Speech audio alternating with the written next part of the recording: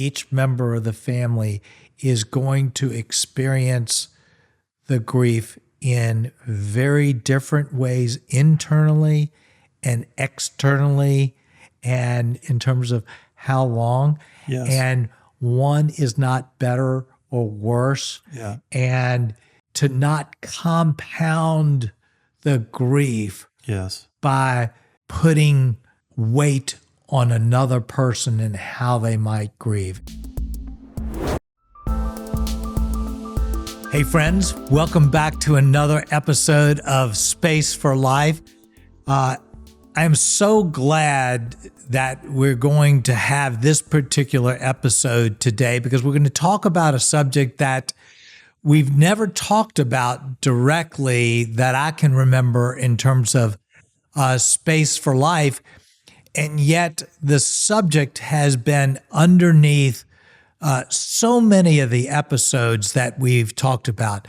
The subject of today's podcast is grief and sadness.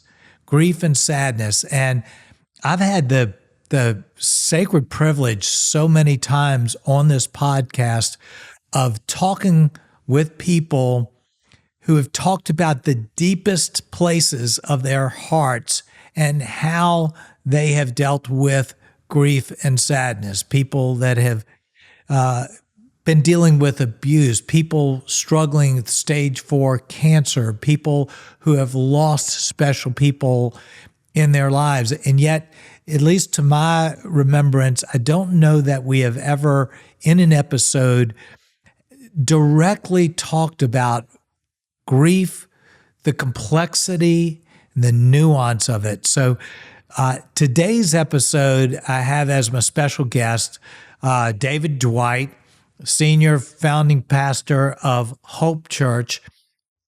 And one of the reasons I wanted David to come along in this discussion is David and I have had just the rich blessing of decades of relationship together. And part of that has been more breakfasts than I can remember that we've had. And as a result, we've walked through our toughest experiences in all of life together. And that has caused time and time again for us to delve into the depths and the complexity and the confusion around grief and just the feelings, the raw feelings around it. You, on top of that, David, have had, innumerable experiences of helping and walking with other people in those hardest of hard moments. And it doesn't go without saying that you've had your own experiences of incredible grief. And so one of our recent breakfasts, we happened to delve into this subject of grief. And as I expressed it, maybe a more nuanced word, sadness. And as I came out of it, I thought, this area of grief, almost everybody we know has been touched by it, or someone that's very close to them has been touched by it. Why don't we bring this out into the open? And so, David, I really appreciate your taking time in the midst of a season, even within Hope, that has kind of just been overwhelmed with some difficult losses. And for me, this year has been overwhelmed with difficult loss. So there's so much to talk about, but I appreciate you coming. I'd love to just hear your thoughts, and as you have processed this probably on a deeper level than most people ever have. Yeah, well, thanks for having me. I do think this is a important topic. I think it's a really, really big topic. I think it's hard terrain to talk about for many reasons. And as you were just setting us up a little bit, I had this thought. Generally speaking, I think if people have not experienced deep grief, or if they've had grievous experiences, but they haven't addressed it, They've kind of kept grief at bay. Generally speaking, I find in our culture, those people don't want to talk about this. Right. Like, hey, don't make my life all sad and don't burden me with grief and sadness and weightiness and all that kind of stuff. Generally, I think it's a person who has not maybe had a lot of deep sadness. And let's start by saying we're really happy for that person. Sure. Because sadness and grief is not what we're after. But sadness and grief is part of life for many, many, many people. I think I'm prone to say everybody. I don't know. I mean, the percentages are very, very, very high. The number of people that are going to have experiences in their life that present deep grief and deep sadness. Now, particularly the longer you live. of course, Right. The older you are, the more chance you've had for deeply grieving experiences to happen to you. Some people and some personalities kind of skate through this kind of stuff in a way that doesn't seem to get to a really deep, low place. Is that good or bad? I don't know. We could talk about that later. The point is, the longer you live, the greater the chances that you are going to encounter experiences of life, of loss, and sometimes very deep loss, sometimes very painful loss. We can use all these words of gradation, like shocking loss. You and I have both had shocking losses. We've also had other deep grieving losses. Maybe shock wasn't the word with them, but the depth of the loss is enormous. So it's a huge topic. Generally speaking, people who are wanting to face grief and do our best to address it in as healthy a way as possible, I do think those people would like to talk about it. I think they would like to hear about it. I think they would like resources about it. Because grief is so subjective, so nebulous, it's not like there are studies out there that say, do these 10 things and this is how you deal with it. It's so complex, so personal, so nuanced, so emotional, so contextual. Like, what other words can we add to it that make it one of the most challenging topics there is? I agree. And I think one of the misunderstandings around grief is that if we talk about it, it will make it worse. I think people fear that grief is contagious. Yeah. That if we talk about really hard stuff, it's going to happen to me. Like, I really believe lots of people, superstition is right beneath the surface. For lots of people, even lots of people who are like, I'm a very committed Christian, right? They'll be like, don't talk about it. You talk about it, it's going to happen to you. I would say that in its own right is foolishness. But I do think there are plenty of people that are like, don't talk about it. You're going to wish it on yourself, all this kind of weird stuff. The other thing that I think is very present and why we often don't talk about grief is because I think a lot of people experience a lot of guilt around grief. Mm-hmm. They think they are not grieving the right way. Mm-hmm. I'm not grieving enough. Mm-hmm. Or my grief is mixed with some relief. Mm-hmm. Or I've lost this person and I'm supposed to be grieving, but sometimes I have to admit I'm happy. And because it's so nuanced, and so subjective, these questions, am I grieving enough? Like, who determines what enough is? Long enough, deep enough, sad enough. Have I cried enough? Personality does come into play.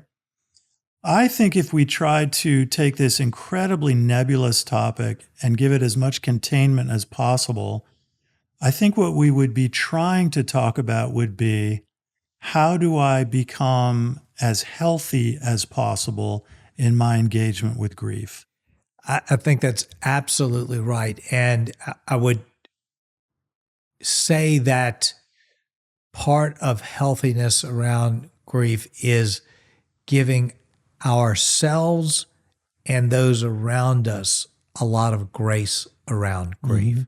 that there isn't a right way, a wrong way, a hardened way. I mean, there might be in terms of some, extremes around that, but it's this nuanced, flowing, unpredictable, uncontrollable nature of how grief hits us and then hits someone else close to us so differently that I think makes this thing really scratchy to deal with in terms and to talk about. And so one of the things I would love to come out of this episode, there's so much to unpack with it, but would be to release people from a sense of feeling internal or external judgment with relation to how they grieve whatever they may be grieving.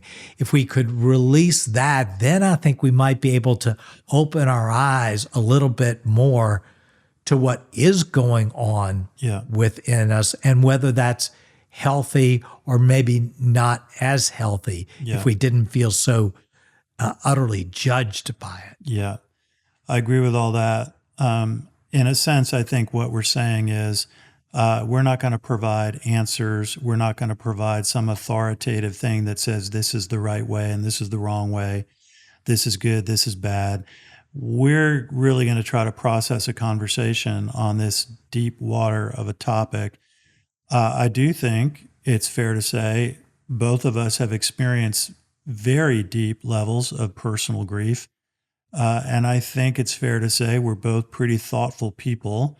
I think our faith takes us to deep places where we have sought God and his refuge and his help and the hope that he offers us in Christ.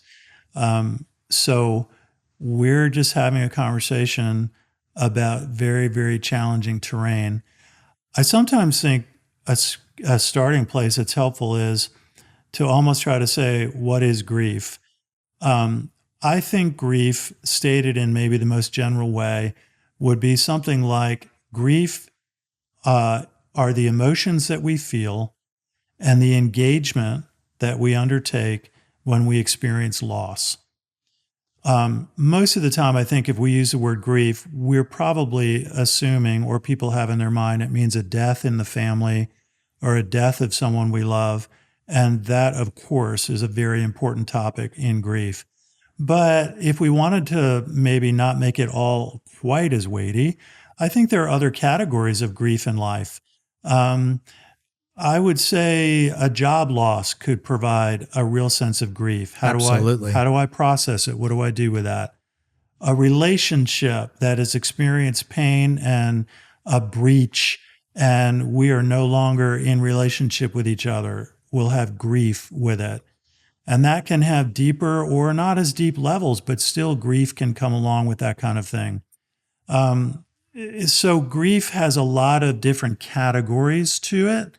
My most general sense would be it's something like the emotions and our engagement with loss. Yes, and I think the depth does not always parallel what we think of as the significance of it. That is, we can feel deep, deep grief over the loss in a job situation, or the one that comes to mind for me now is the loss of a pet. And the loss of a beloved pet is an excruciating type of grief. And yet I've heard it verbalized, well, something's wrong because you're feeling that more deeply than the loss of this person over here. And it feels like it's just a pet in some senses, although people who have pets wouldn't think that way. But there's something that's almost disconcerting with the level of grief we can feel over the loss of a pet. and at the same time realizing that we are not as affected or grieved over the loss of someone Right. that it seems like we should. That's a human life. How Right. could you not? Right. So I think that this is a really meaningful thing. I have some like humor coming to mind because, people tend to, for lack of a better way to say it, they tend to evaluate other people's grief based on their own standard. right. Right. Yeah. So you and I are dog lovers. So we can talk about the loss of a dog. We have both had dogs that we loved that have died. I have very visceral memories of the dog prior to the one we currently have. I was sitting with him, stroking him when he died, like his last breaths, and he ceased to breathe. I'm a real dog lover. You're a real dog lover, right? You just used the more generic word pet, right? Yeah. So, Yes. be like, well, you wouldn't be that sad if a cat died, but you'd be really sad if a Yeah. dog died. Because we're dog lovers, right? Yeah, and like if exactly. you're a dog lover, you're usually not a cat lover. Now the cat lovers are going to send you hate mail. But the point is, I think grief is connected to the emotional attachment we had. Okay, so if you had a cousin you didn't know very well who lived in California and they died, you may not feel that grief the same way you did when your beloved dog died. It's a cousin, you didn't know them very well. You maybe saw them 3 times at some kind of family gatherings. And somebody could say, but it's a human being.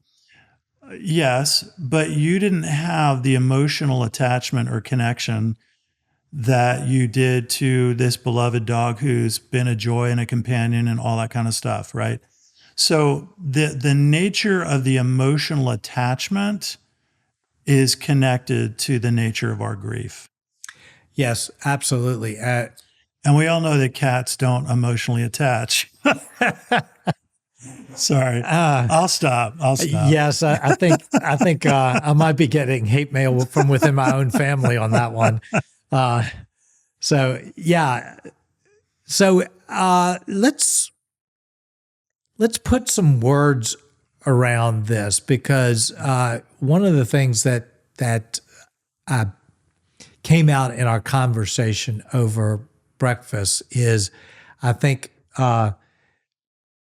my uncomfortable nature around the word grief. It for me, it doesn't express a feeling so much, but yet I know how I have grieved, incredibly deeply. But for me, and I think, how could I not think most about, losing my daughter? I think of an intensity of sadness that pervaded for years as she battled cancer. And to me, the word grief, almost talking about her, almost feels cold to me, because grief, the word grief seems to you to be a name for something. It's a naming a topic. it's a label. It's a label we appreciate put. that. And for me, that label is just almost cheapens. Yeah. The So depth what are of the what- emotional words that we want to try to use to say what is grief? Yeah, and those emotional words, I think, can very much vary depending on the particular situation that causes the grief. For me with Perrin, it was sadness. It was just this deep, deep sadness and it was grief that began, in a sense, the day she was diagnosed. And we had 6.5 years. And when she died, it was simply a continuation of a kind of sadness that I had been experiencing for 6.5 years, though the years were also bathed with joy, though many of the years I had great hope that God might heal her, there was still kind of a gut sadness of things that would be lost for her and for our entire family, and for me never to be recovered. And so that label just almost felt like it smacked me in the face, like, no, that's not, this is so much worse than grief. That's what it felt like to me, which is why I just, maybe that's why I didn't really want to talk about grief in that sense, because there was something so much more going on. So you are referring to Perrin. Perrin was diagnosed with cancer. She had treatments and procedures and surgeries and scans, and this process endured for 6.5 years that preceded her death. So that is one kind of experience. So there are other kinds of experiences with deaths and loss. But if we wanted to try, and again, I just think we have to ask for everybody who's listening to this to give us a lot of grace, because we're trying to delve into very, very challenging, very nuanced water, and we both know that. But if you take the description of Perrin's situation, like 6.5 years of cancer treatments, perseverance, and so on, and that kind of death, the emotions that come with it. And then let's say you go to, if you could even say it, the other end of the spectrum, a shocking surprise death. So, for instance, my wife's mother was killed in a car accident. She was a healthy, vivacious person, and 2 seconds later, she was dead. A massive car accident. So there's no 6.5 years. There's none of that long valley of sadness that comes with it. But with that, there's a kind of shock. An acuteness. An acuteness, a shock. It's almost like our words don't serve us well for this kind of thing. It's a shock. You and I both share that we both have brothers who committed suicide. It is really hard to say that, but this is true. Part of grief is trying to address what is true. I think we had somewhat similar experiences with our brothers, who both battled a lot of mental, emotional anguish. The possibility of suicide is not something that escaped our knowledge. But when it actually happens, there's a kind of shock to it. And suicide, in my opinion and my experience, is a unique category of death. I think it brings with it a lot of unique elements for those who survive. Maybe we should say every death is unique, and 100% that's true. Right. Every death is unique. If it was possible to put certain kinds of deaths into broader categories, but every death is unique. And the closer you are to the person who died, the greater love, the greater emotional connection you have, the deeper is your emotional engagement with their unique death. So now we're really getting into, and this is why people would grieve differently. And this is why it makes no sense for person A to try to judge person B's experience of grief. It's not you. It's not your personality. It's not your emotional makeup. It's not your context. It's not the person who is that close to you. It's not your depth of love for the person who you lost.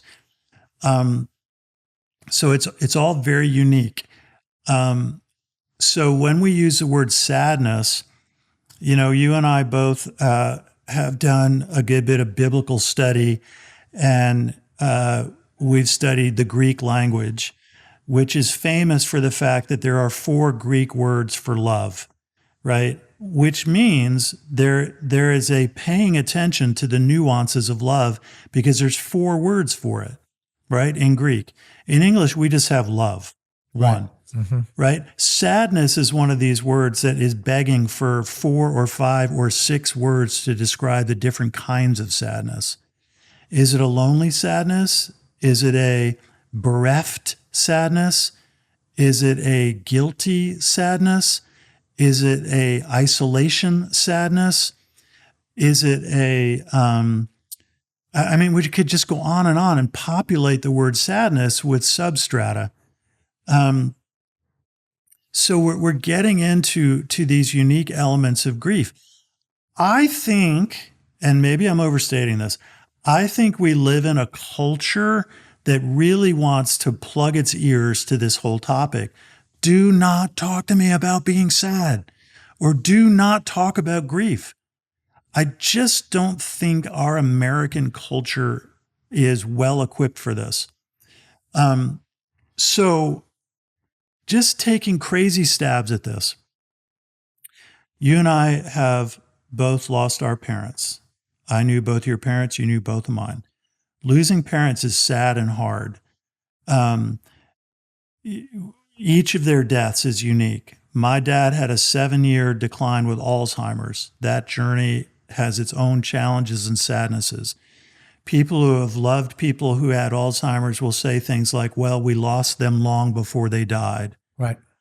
I get that. I get what they're trying to convey. But still, the person was still there. You could still hold their hand. You could still be in their company.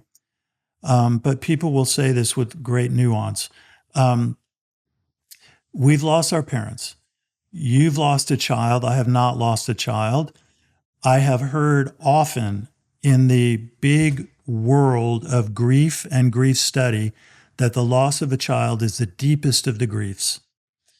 You and I have both lost siblings. You and I have both been in the terrain of suicide. So all of this kind of grief is very, very nuanced. I think sometimes the order of death impacts grief. For instance, when you lose a child, people will say the losses are out of order. They're not supposed to happen that way. We presume that deaths would happen in generational sequence, and that somehow would soften the blow of them because they came in the expected sequence. I get that. I appreciate that. Where I find that a little jarring is sometimes I think for some people it means, oh, if you lost your parents, well, that's normal. It's a sequential loss. It shouldn't be that sad. I find myself surprised at how much I miss my parents. Mm-hmm. And people could be like, you're like a 60-year-old guy. Like, really? Like, it's normal that you lose your parents. Fair enough. But I frequently feel a sadness that my parents are not here. I have lots of family memories of my family of origin. The fact that my parents are not here makes me sad. Yeah. So I want to just say something that it's on my mind, and I think I want to say it because I'm certain it's true, but I also think it might make people really uncomfortable. I am a sadder person today than I used to be. Now, some people might hear that and say, don't say that. It sounds like a tragic demise. That's not at all what I'm trying to say. I am a deeper person. I'm also a more joyful person, but I'm also a sadder person. This comes with walking through some of life's deepest valleys and the deepest losses. I'm afraid that if I say I am a sadder person, people are going to have this very strong internal recoil. No, you're just supposed to get happier. I think it's deeper than that. I think there's much more to it than that. Because while I am a sadder person, I am also a more joyful person. And I'm also a person who feels that my life is more meaningful and the beautiful things are more beautiful. Well, and you and I have had this discussion over a lot of years and decades. And one of the things that I've seen and know to absolutely be true about you is that you are a more compassionate person than you were 20, 30 years ago. Not Yeah. that you weren't then, not Yeah. in a negative way, but so much of that has grown. I want to step back for a second. Just real fast, just Okay, go because ahead. what you just said is important. Nothing will grow your compassion like your own losses. Oh, absolutely. Absolutely. If you're a person who's paying attention, I do think there's probably the outlier, the person who just kind of skates over it all and doesn't ever pay attention to it. Right. But if you enter into and you try to do your best to enter the emotions of grief and loss, nothing will make you a more compassionate person. Yeah. Like the losses and the deep wounds that you feel in your own life. Yeah. One of the things, I'm not sure exactly where this will go, but it's I don't know if I'd say it's a pet peeve of mine, but it's something that has always struck me as not quite right, is our tendency as a culture to attempt to measure grief. Mm-hmm. And so whenever an instance comes up, a loss or something there, the people around, their first effort is to put it on a scale and say, well, this measures this on grief. So I've heard so many times, and I so appreciate the sentiment around this, of people who know that Weezy and I have lost a daughter. Think of Chris and Alex losing their sister and saying, that's the worst grief that's there. And what I understand, and I so appreciate what they're trying to communicate, but I also know that other people's grief can be just as deep, and it may not have been loss of a daughter. And it's like, yeah, it is, but my heart is aching for you. Well, And I you appreciate lost that. this person. And, our attempt to put numbers on it. And again, it's part of this whole judging thing, like, Well, and because it's such a huge nebulous topic, we try to sort our way through it. yeah, exactly. And some of the ways we try to sort our way through it are to try to scale it, compare it, name it. They're all very awkward stabs at a large emotional space with which we're largely unacquainted. But you and I could also talk about tons of griefs that we've never seen or experienced, right? I often think about this. I don't know why, if I'm particularly sensitive to this.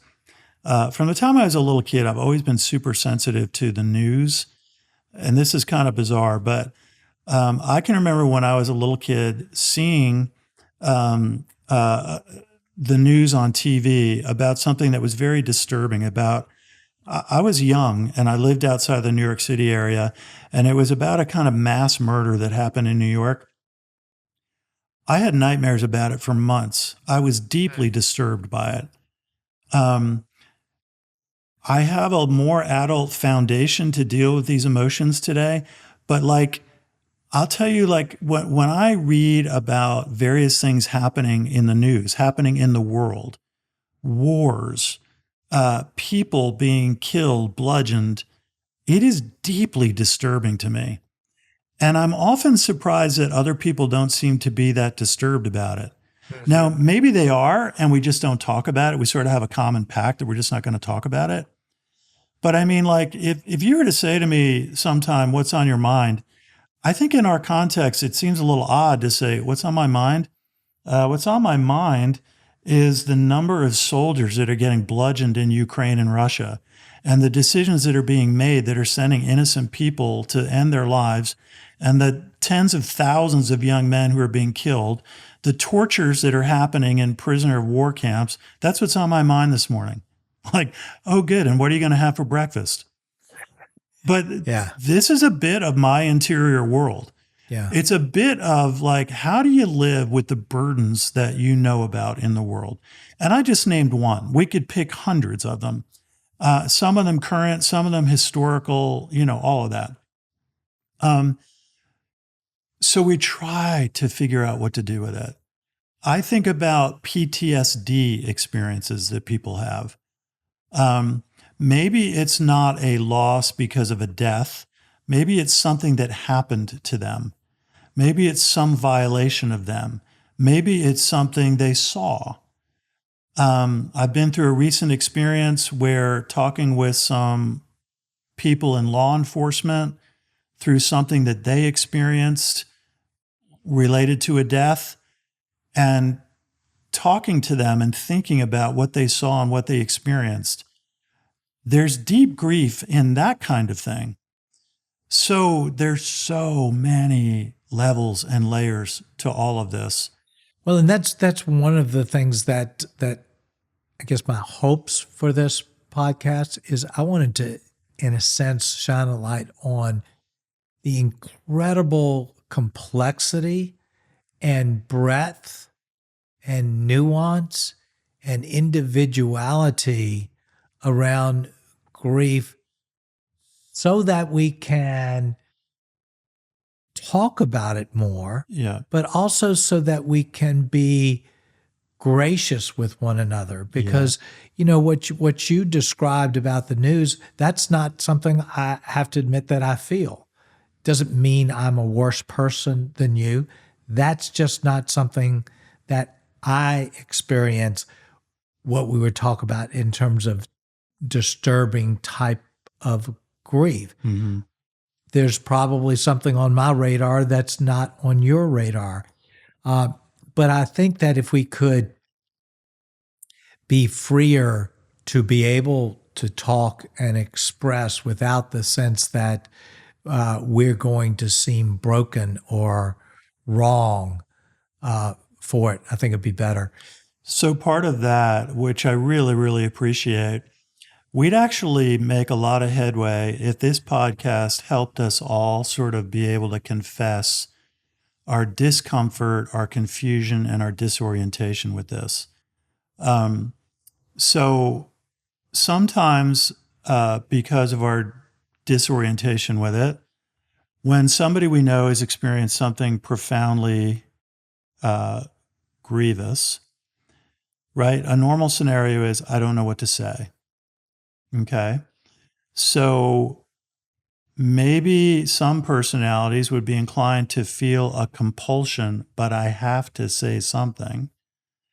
So they come up with some statement, and with grace toward those people, because they're doing the best they can. They say something that's sort of superficial or simplistic, or it's even sort of a kind of veiled religious, foolish thing to say, if I could say it. Yeah. First of all, I don't blame that person. Elizabeth, my wife, and I have a pretty frequent phrase that we use. Pretty much everybody we know is doing the very best they can with the tools they have. Right. So if somebody said something that was religiously platitudinous to you after a death, like, I'm not upset with them. They're trying to be helpful. They're trying to care. So I'm not upset with them. I could be frustrated about the superficiality of it, but honestly, it's probably not personally directed at the person who said it. Because we're all muddling through in this very, very difficult terrain. I tend to think, and there are always exceptions to generalizations. In general terms, I think grief is emotion that comes with loss. you can either pay attention to it or not. Do you see what I'm saying? Like, again, this is very nuanced because I don't want to say your loss means there were 50 pounds of grief emotion, so you need to give it 50 pounds of engagement. It's not that simple. But to some degree, grief brings emotion. And I do think the emotion is a reality. We can choose to pay attention to that reality or not. And this is part of the tricky terrain of trying to say, what does it mean to try to be healthy with grief? Well, and one aspect of that I think is underplayed is that we think of paying attention to it means that I need to emote it or speak it. And there are, I think, a lot of people who may pay attention to it, but they do not desire to talk about it. Yes. Outward to other people, even to people close to them, Right. nor do they necessarily want to express it emotionally. Yeah. And our tendency is to immediately judge that person as, well, they're not paying attention to it. They don't care as much. Yeah. And I think that is incredibly unfair. And I think that we would, again, be so gracious if we could give people permission to grieve the way they want to grieve. Yeah. The reason I'm smiling is because what you're saying there is bringing to mind for me sort of the introvert-extrovert dichotomy. Yeah. Right. And I think the majority of people, when you look at sociology studies, are extroverts compared to introverts. So for you and I, who are both introverts, introverts often feel like the extroverts are trying to fix them. Like the extroverts are like, you need to talk about it. And the introverts are like, why do I need to talk about it? Well, because it's healthy. Why is it healthy? Why is it more healthy for you to talk about it? I'm thinking about it. I'm addressing it. I've got lots of dialogue in it. So I'm being a little playful here. No, I agree. At how this plays out a little bit. But paying attention, whether you talk about it or not, paying attention, I think, is a healthy thing to do to the best of our ability. But here's, again, back into the nuance. You and I, let's just say, you and I both heard about somebody who died. One of us is really sad about it and the other one isn't. Then we're like, how come you're not sad about it? I don't know. I didn't really know them. I'm not that sad about it.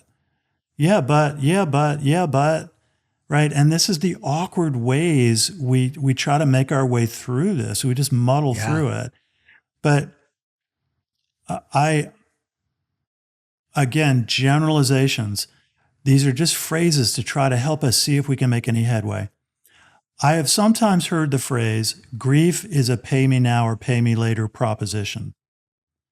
In other words, if grief is an emotional reality, if I choose to not pay any attention to it, some people would suggest those emotions are going to surface one way or another at some time or another, right? Now, am I an expert at this? No, but to keep that thread going a little bit,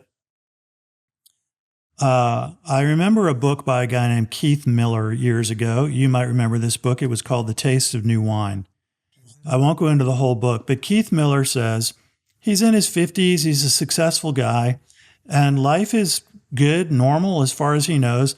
And one day he's driving down the interstate and he starts crying, and he can't figure out why he's crying. And then he starts crying harder and harder and harder. And he is at a loss for figuring out, why is this happening? He's crying hard enough that he pulls over and he's like shoulders shaking, sobbing in his car. And for the life of him, he cannot come up with a reason why this is happening. Now, he goes on to reflect later on that he suspects that this is some of the grief that he's experienced in his life that he's never paid attention to. Is that right or not? I don't know. We're just trying again to sort through this very confusing world. But if grief is a pay me now or pay me later proposition, I don't like the phrase, but nonetheless, I think people get it. It has an emotional weight to it. I will be healthier if I engage the emotional weight than if I don't. If somebody's saying, so you mean it goes away if you engage it? No, it doesn't go away. What it means, though, is I am aware of it and I am tending to its reality. And that is likely to give me a healthier engagement with it than if I'm not. Yeah. Yeah, I think that's very true. I'm coming back to the same phrase again and again, in terms of our need to realize that while there may be a pay it now, pay it later aspect to grief, some people need to process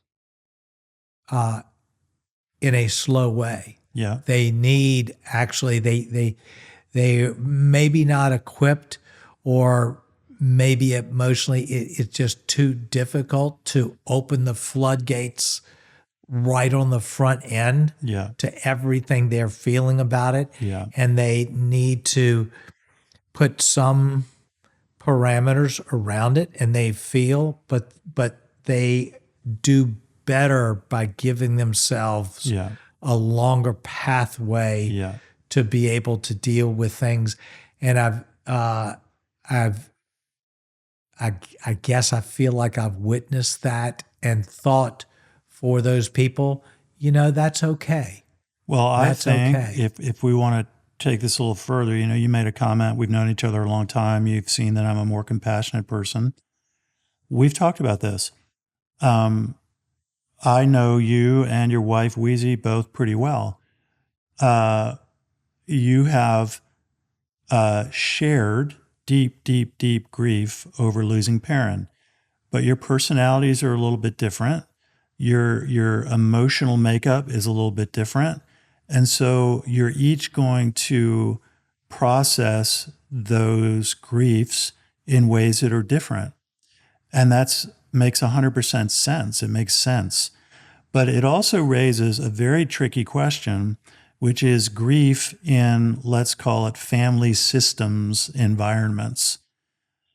When you have a deep loss within a family systems and the emotional lines and expectations that come with family dynamics and family systems can make grief a uniquely challenging thing within a family system, because each member of the family has their own emotions and personality.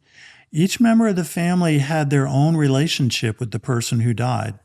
We all knew the same person, but no two people know one person in exactly the same way. So we each have to process and experience our loss and our sadness in a way that is unique. We share a lot, but there's also uniqueness to each of us. And so the other thing that often happens in family systems is, like it or not, we tend to make assumptions and presumptions on one another in family dynamics. Absolutely. So this becomes a challenging piece of a family grieving the loss of one family member. And that can become really tricky, because it would be natural to have the feeling, I want you to feel what I feel. I want you to be doing and processing and entering this the way I am. And compounded, when we feel deep grief, we would like to feel that other people are entering into what we're feeling. But in a family system dynamic, each member of the family wants the other members of the family to enter into their grief. Do you see what I mean by this complexity? Which adds pain because Yes. then there's such a sense of being misunderstood. Totally. And I will say, just over the years since Perrin died, that has thrown us often into situations of walking with other people and families. Yeah. And at least one of the strongest encouragements that I want to often offer to someone in the early stages is the realization that each member of the family is going to experience the grief in very different ways, internally and externally, and should I say longitudinally, in terms of how long. Yes. And one is not better or worse. Yeah. And to not compound the grief Yes. by putting weight on another person and how they might grieve. And Yes. that's it's a really difficult thing, but my hope is simply by verbalizing that, because that was not immediately obvious to me. Yes. When we lost Perrin. That was a surprise, and I had to, and we all had to navigate that. We're going to experience this now and forever differently, and none of it means we loved Perrin any less. Right. That Oh, man. was one of the biggest. Okay, all right. So you said earlier that grieving with other people asks for extra grace. I think that we can't emphasize that enough. Yeah. We have to give each other so much grace when we grieve, particularly in a family dynamic. You said we are prone to scale griefs. That's the worst kind, et cetera.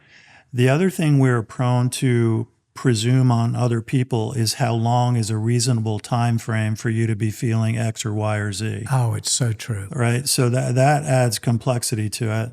I also think a really challenging part of grief, particularly in family dynamics, is grief can draw us together because we share a wound. It can also create division and feelings of being misunderstood. Yep. The deeper you feel things, the greater the alacrity of the opportunity to feel misunderstood.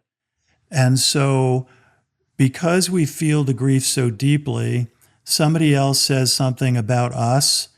They may or may not have meant it to be critical, but because of the depth of the emotion and the incredibly raw fingertips emotionally, somebody says something and internally it makes you feel so misunderstood. Like, I just feel that you completely are missing my experience, my personality. Grief brings out these things in Right. such heightened ways. And one of the things that I've experienced in grief, and I often try to walk with people in church when they experience these deep wounds, is grief, and particularly certain kinds of deaths and other things, often leave us with deep questions. That's very understandable. These questions are part of what it means to be human. In our faith, sometimes these kind of deep losses raise up in us deep questions that we want to present to God. That is also very understandable and normal. And the Bible is full of them. The Bible is very honest about this, which is one of the many things I appreciate about the Bible.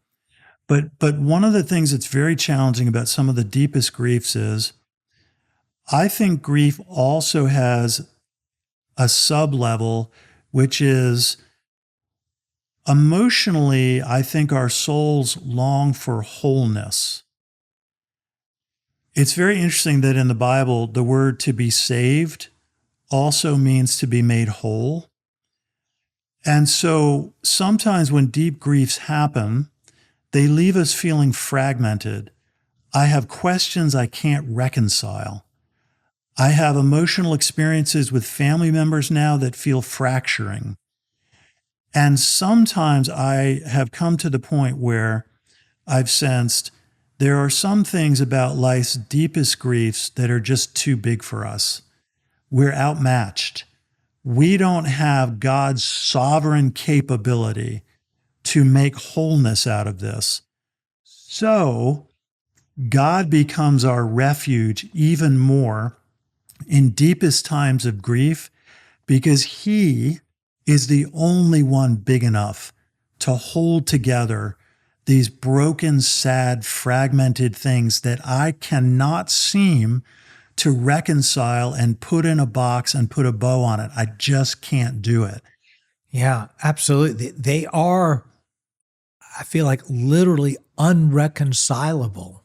They can't get fixed. And I've heard this, I mean, one way, I've heard it is, well, how long does grief last?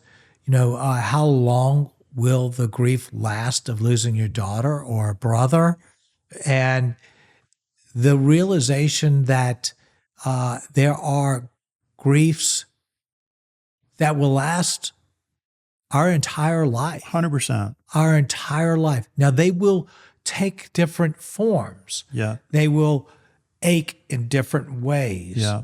But 10 years, I imagine 10, 20 years down the line, if I'm still alive, I will still have the unmistakable sense that I'm grieving the loss of a parent, that I'm grieving the loss of my brother, Mike. And no, it won't have the same sharpness, probably. Right. No, it won't be as pervasive. Yeah. But is it still grief? Is it still unreconciled? Is a part of me gone? Yeah. Absolutely. This to me is where it's so helpful to me when you invoke the word sadness, because however awkwardly stated, when I think of grief, I'm thinking of a season of time where my emotional engagement and my attention to a loss is very dominant. Generally speaking, gracefully, time will soften the acuteness, the Right. sharpness, to use your word. The shock is another word. But this is where, in my mind, what grief does is it might turn from that focal point, it softens, but what it has become is a lasting sadness. And that's real, and that's normal, I think. So a couple more thoughts on this. I've learned a lot from people in our church who have walked through grief in beautiful ways, and I've learned a lot from them. A woman in our church whose husband died a little while ago, and I and others walked closely with both of them. They're beloved people.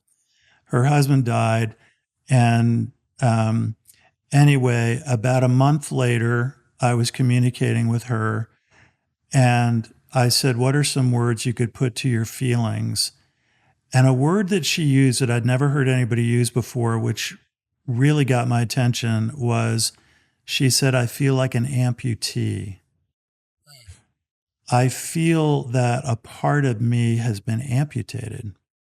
That's a hard word, but I find it, at least the way I receive it, to have great accuracy. The way she's trying to name what this loss, this sadness, this he's no longer here in my life. The word amputation seemed to really put an articulation to that. I have used a phrase a lot that I read a few years ago. When I've experienced a couple of really hard deaths, the fact that a person is no longer here, I think it's hard to articulate loss because it's not so much an active, aggressive reality. It's an absence. Yes. It's hard to name absences. A few years ago, I read this quote. Apparently, it was written by Edna St. Vincent Millay, the author from the 1920s, 30s, thereabouts, I think. She talked about that she lived with her mother when her mother was elderly, and she cared for her mother through declining years. And they shared this house together, and they had a beautiful relationship. And then her mother died. And Edna St. Vincent Millay's phrase was, "The presence of her absence is everywhere." And when I read it, I felt like a huge gift had been given to me because absence is very hard to name. It's very hard to describe negative space as compared to positive space. And so her phrase, "the presence of her absence is everywhere," like I took stabs at when my brother died, I felt what I called an aggressive absence. That's a very strange combination of words. Like what? Like what does that even mean? So Edna St. Vincent Millay's phrase helped me take my really awkward stab at it and articulate it with more definition that really helped me. The presence of her absence is everywhere. I think that really is beautiful, and I think it is so on point to the nature of loss. Why is loss so hard? Because there is realities that have disappeared. Yeah. There are patterns that we go through that have a hole in them. Yeah. Now, there are conversations that flow differently because that person's impact is not there. There's a presence of absence that when someone is close to you, when you have a lot of proximity to that person, to your pet, that's a massive presence of absence to that. And I think that is a big part of grief. Yes. That's very helpful. We probably don't have time for it today. Maybe sometime we'll do another one. There are a batch of other things that, like, if grief was a train, there are a lot of other cars that are part of this train. Right. Guilt is often a part of grief for survivors, and that can come in many, many different forms for many different reasons. Sometimes shame comes with it. You spoke briefly at the beginning of the podcast to the emotional gyrations that come with grief, like when you've lost somebody you love, sooner or later, you have a period of time that you realize, I didn't think about them. Depending on the situation, it could be a day. You could be like getting ready to go to bed and think, I just realized I didn't think about so-and-so, the person who died today. And then you're like, is that okay? Am I allowed to do that? Am I allowed to have a day that I didn't think about them? Now, you can just adjust the time frame. Somebody might say, I just realized I had a morning I didn't think about them, or a week I didn't think about them. And then like, should I feel guilty that I didn't think about them? Am I allowed to not think about them? Or I felt happy. Totally. I felt happy. Am I allowed to be happy Am I allowed to laugh? Yes. And you think, well, no, I've lost this person. Right. I mean, we can feel at the beginning like I'm never, ever allowed to be happy. Right. Again. Well, one part of it might start with, I never will be. I can't even see the possibility of it. Yes. The next phase is I can now see the possibility of it, but am I allowed to be that? Right. Another thought with grief, I think often, and maybe I'm not saying this well, I tend to associate this with what I would call the shocking losses, like the surprise, violent death types of things. But maybe it's not that. But sometimes I just think when you've lost somebody, the grief is so much that you feel like you're almost in a free fall. Like Yeah. I can't feel the solid ground beneath my feet. Am I going to be falling like this for the rest of my life? Because I don't know if I'll survive it. Psalm 46 becomes so strong in this to me. Psalm 46 starts out, God is our refuge and strength. Okay, first of all, the idea of God being a refuge for our grief, the only one big enough to hold together all these unreconciled places. He's the one to whom I run. He's my protection, my haven. God is our refuge and strength and ever-present help in trouble. Therefore, I will not fear, though the earth give way and the mountains fall into the heart of the sea. That feels like free fall. And so those words in that psalm written thousands of years ago that provide a sense, you will find your footing again. You will find a foundation. It is not going to be a despairing free fall forever. That's another way to articulate this. Another way that people talk about deep grief is it just felt like darkness. I just couldn't see light anywhere. And then somewhere along the line, the slightest sliver of light makes its way. Use the metaphor you want, under your doorway, through your window. Something gives you the slightest glimmer of light appearing again.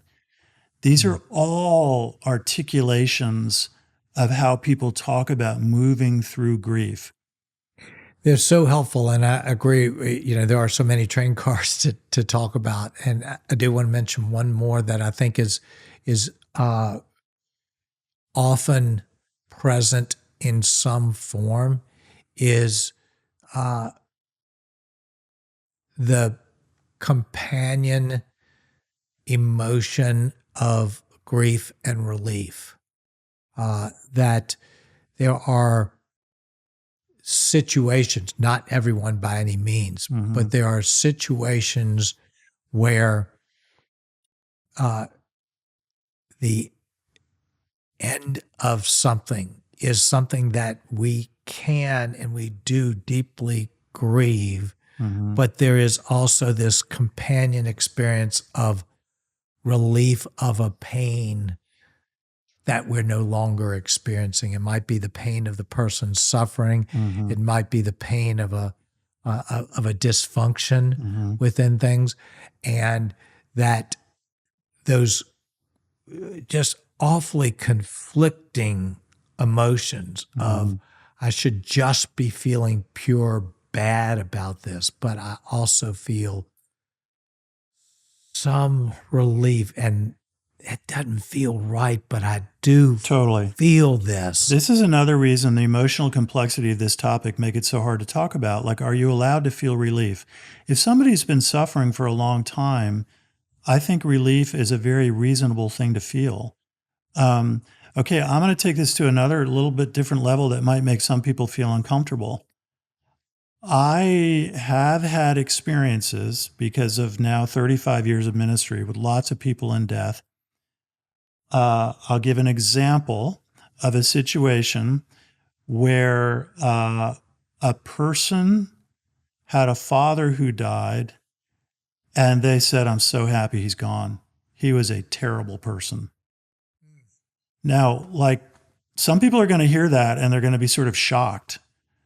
But there were deep layers to why this person said that, right? This person's father made life miserable for them. So this person's expressing emotion and like, I'm so happy he's gone. You would have to say, I cannot understand that. It's all emotionally so contorting, but like, I can completely understand that. But like, we just feel that you're never allowed to say something like that. It's so jarring.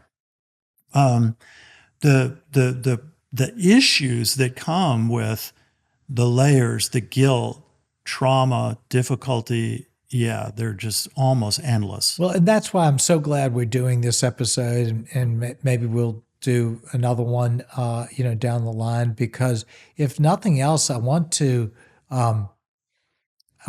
bring out into the open this complexity around this word that we throw around, grief, this label that we put on things. Mm-hmm. I want to call out the nuance to it. I want to call out the individuality Yeah.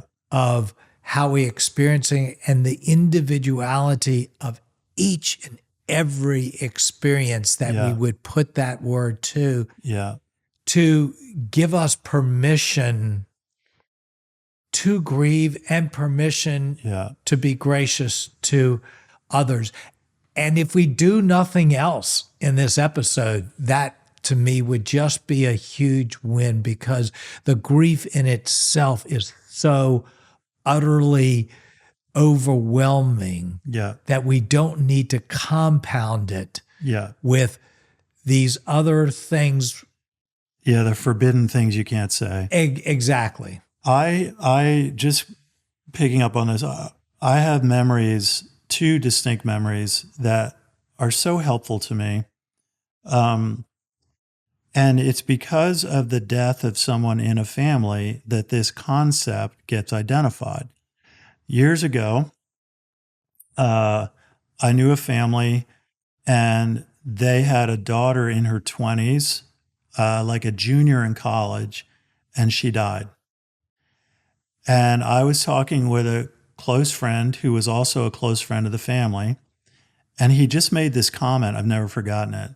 He said, it's particularly difficult for a family when the most cherished member of the family dies. Okay, now just try to get your head around that for a minute. Like, first of all, are you even allowed to say that? Are you even allowed to say that one member of a family was the most cherished member of the family? Well, if we want to just really take the lid off this very difficult topic, he named something. And maybe we should just let people go with it where they want to go, and we don't have to describe it all. I think he named something that is not the case in every family, but some family dynamics, the phrase that he used is exactly right. And so he's just naming, yes, it's particularly hard when a family loses its most cherished member. She had siblings, right? So everything in us wants to say, you're not allowed to say that. He's just naming something. And it was powerful. In a similar but different family dynamic, a similar type of story in a completely different family setting, I remember a family processing their death, the death of someone in the family. And somebody said, the hardest thing about losing her was she was the glue. And what they meant was that person and their positioning in our family, that person was really the glue more than anybody that held us together. And so when the person who was the glue more than anybody dies, that has dramatic implications. So here are just two examples of possibly infinite possibilities. In grief experiences in family systems and family dynamics. And you have had this in your family, losing parent, and such an incredibly special person. Yes, absolutely. And it's just so helpful. And it's words, it's an expression of things. And I hope this episode is something that perhaps people will share, that will enable other people to bring out into the open. And, I feel like I would be remiss in this episode if I didn't say that for some people, particularly people that maybe are wired a little bit more like me as an introvert, that don't necessarily wear their emotions on their sleeves or things, for some people, it is important that they find some safe place to talk about what's going on Yeah. within them. It may be fine not to talk about it everywhere and to emote, Yeah. but some of these deepest feelings are not meant, I think, to just stay and reside within our body. And so, whether it's a counselor, a friend, a minister, or whomever it is, Yeah. I would encourage that. I think in most situations, it's important to find some place to express the deep things that are going on within you at the right time. Yeah. So I I agree. I agree with that. I think because we're concluding here, there's just a few really big topics that they're too big for today. One is what does the Christian faith offer us in the space of grief? That's a huge topic and an important one. We haven't touched on that today. huge. And another one is, to me, a topic of good books. I've read a lot of grief books, and because grief is so nuanced and so personal, you read these books and some of them don't strike you. They're not speaking the language of your space, but others really do. So I don't know, maybe even in the podcast notes, we could list a little bit of a bibliography of some books. That'd be great. But recommending grief books is very tricky because somebody might read one and say, that did nothing for me. And I totally get that. And they might read another one and say, that one was really helpful.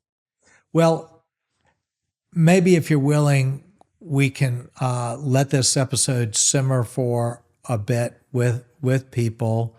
And maybe even people can offer to me thoughts of places to go. And I do think the subject of hope in the midst of grief, Christian hope, but of living forward in the presence of grief. Those are things we haven't touched on. There's so many things we haven't touched on.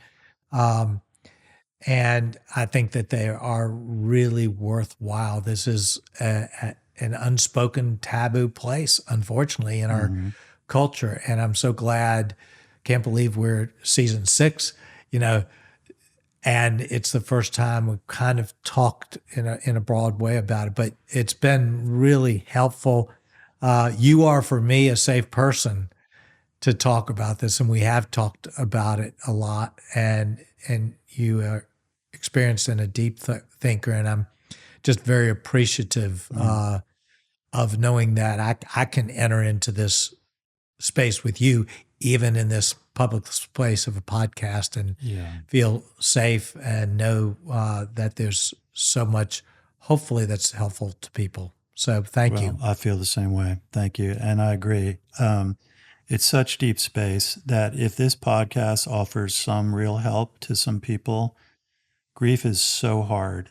If we've helped people at all, that would be beautiful. Yeah. Thank you, people. This is a tough wade, and harder and heavier than many of our episodes. But I'm just hoping that it'll hit a place for at least some that are listening that they can offer to others or is meaningful to them. And so maybe in some ways I feel this more than ever, just a desire to ask you to willingly and maybe boldly share this episode with others, because this is a place that virtually all of us walk in our lives and are walking in our lives. So thank you for tuning in on this, and we so appreciate you as listeners and supporters of what we're doing at Space for Life.